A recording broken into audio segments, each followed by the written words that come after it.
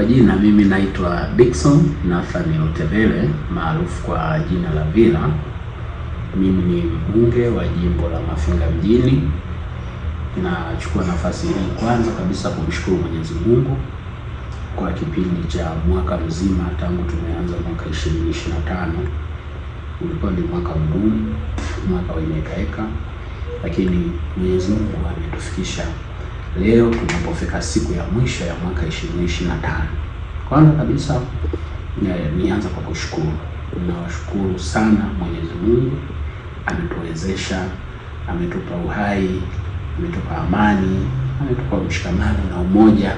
Tumeendelea kuwa wamoja katika jimbo letu la Mafinga mjini. Nashukuru sana. Lakini shukrani zangu za dhati nazielekeza kwa wana Mafinga mjini kwa namna moja ama nyingine, kwa sababu mwaka huu kama wengi tunavyofahamu kwamba ulikuwa ni mwaka wa uchaguzi.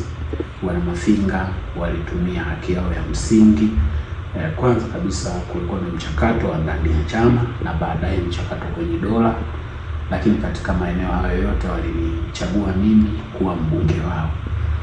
Katika jambo hili nashukuru sana, ninawashukuru sana, na ahadi yangu kwao ni kwamba nitakuwa mtumishi mwema, nitakuwa ni kiongozi ambaye ninafikika, lakini nitakuwa ni kiongozi ambaye ninajali na kuthamini utu wa Watanzania wenzangu.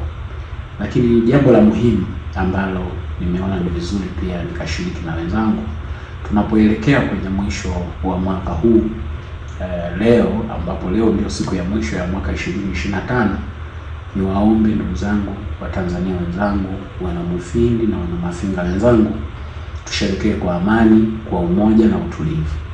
Leo ni siku ya kutafakari mapito yetu ya mwaka mzima wa 2025, na ni siku pia ya kuanza mpangilio wa mwaka mpya ujao 2026.